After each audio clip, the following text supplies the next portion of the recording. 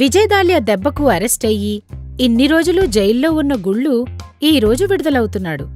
గుళ్ళు జైల్నుంచి బయటకొచ్చి రోడ్డు మీద నడుచుకుంటూ వెళ్తున్నాడు. నీ అవ్వ, ఆ విజయదాలియాగాడు ఎంత మోసం చేసిండు, అది ఇదని చెప్పి అంత ఆగం చేసిండు. ఇప్పుడు ఏం చేయాలి, నేను ఎటు పోవాలే? దొంగతనాలు చేస్తే పోలీసులు పట్టుకుంటుండ్రు. ఇప్పుడు ఏం పని చేద్దాం అని అనుకుంటూ వెళ్తుండగా అతనికి ఎదురుగా ఒక auto Sarileru Neekevvaru cinema announcement ఇస్తూ వస్తోంది.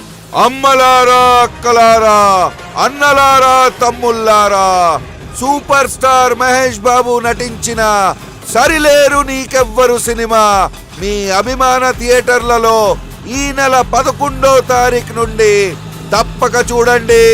సరిలేరు నీకెవ్వరు మీ అభిమాన థియేటర్లలో అని అనుకుంటూ ఆ ఆటో వెళ్లిపోయింది. ఆటో వెళ్లగానే గుళ్ళు ఆలోచనలో పడ్డాడు. మహేష్ బాబు సినిమా రిలీజ్ అయితాంది. ఈ సినిమాని పైరసీ చేస్తే ఎట్లుంటది? అరే, మస్తు మంచి ఐడియా ఇది. పెద్ద రిస్క్ ఉండది, ఖర్చు కూడా తక్కువనే. ఓ కెమెరా ఒకటి రెండుకు తెచ్చుకొని థియేటర్ మేనేజర్ని మేనేజ్ చేసిందంటే పని అయిపోతుంది అని అనుకుంటూ ఆలోచిస్తూ ఉన్నాడు. అప్పుడే అతనికి వాళ్ళ ఊళ్ళో ఉండే క్లైమాక్స్ థియేటర్ గుర్తుకొచ్చింది. క్లైమాక్స్ థియేటర్ మంచిగా ఉంటది గాని ఆ థియేటర్ మేనేజర్ నాకు తెలవది.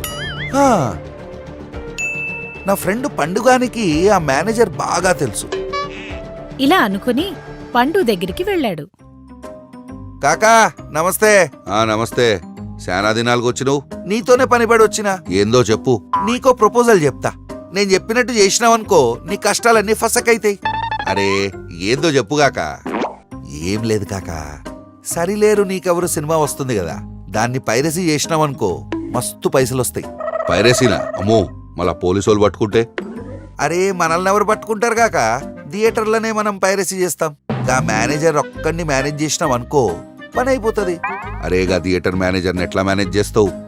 నీకు గా క్లైమాక్స్ థియేటర్ మేనేజర్ తెలుసు కదా గాక, నువ్వే ఆయనతో మాట్లాడాలి. వచ్చిన డబ్బుల్ని ముగ్గురం సరిసమానంగా పంచుకుందామని చెప్పి ఒప్పించుగాక. సరే. అప్పుడు ఇద్దరూ కలిసి వెళ్లి థియేటర్ మేనేజర్తో మాట్లాడారు. అతను కూడా ఒప్పుకున్నాడు. సినిమా 11వ తారీఖున రిలీజ్ అయితాంది. ఆ రోజు పొద్దుగల ఫ్యాన్స్ కి స్పెషల్ షో ఇస్తాం. దానికంట ముందే 1 గంటకి మన పని కానిద్దాం. మీరన్నీ రెడీ చేసుకుని వచ్చేయండి. గుళ్ళు పండు ఇద్దరూ రిలీజ్ రోజు కెమెరా పట్టుకుని వచ్చారు. లోపల అంతా చీకటి. ముగ్గురూ కలిసి అంతా సెటప్ చేసుకున్నారు. సినిమా స్టార్ట్ అయింది. 1 hour later. అంతా రికార్డ్ చేశారు. కాకా అంత మంచిగా రికార్డ్ అయిందా? ఏ మస్తు వచ్చింది. ఒరిజినల్ ప్రింట్ కన్నా మనదే మస్తుంది. అయితే అంత ఓకే కదా? అంతా ఓకే, ఇక బా అని అనగానే లైట్స్ వెలిగాయి. గుల్లుకి ఒక పక్క పండు, ఇంకో పక్క మేనేజర్ కూర్చొని ఉన్నారు. వాళ్ల చుట్టూ పోలీసులు కూర్చొని ఉన్నారు. పోలీసులను చూసి గుళ్ళు షాక్ అయ్యాడు. కాకా, జాబ్ లేదని ఏదో పనులు చేసే రకం కాదు నేను. అందులోనూ నేను మహేష్ బాబుకి పెద్ద ఫ్యాన్ని. కసువంటిది నువ్వు నన్నే పైరసీ చేద్దామని అడుగుతావా? గుళ్ళుకి అంతా అర్థమైంది. పోలీసుల్ని తోసుకుని అక్కడ్నించి పారిపోయాడు. పరిగెడుతూ చాలాసేపు పరిగెత్తి ఆయాసంతో ఒక కూల్ డ్రింక్ షాప్ దగ్గర ఆగి, ఇగో అన్నా ఓ కూల్ డ్రింక్. షాప్ వాడు గుళ్ళుని ఆశ్చర్యంగా చూస్తూ ఉంటాడు. అంతలోనే వెనక నుంచి ఇంకో అతనొచ్చి, అతను ఇచ్చేలా లేడు కానీ ఇదిగో ఫ్రెష్ ఫ్రూట్ జ్యూస్ తాగు. గుళ్ళు ఆ జ్యూస్ తీసుకుని తాగి,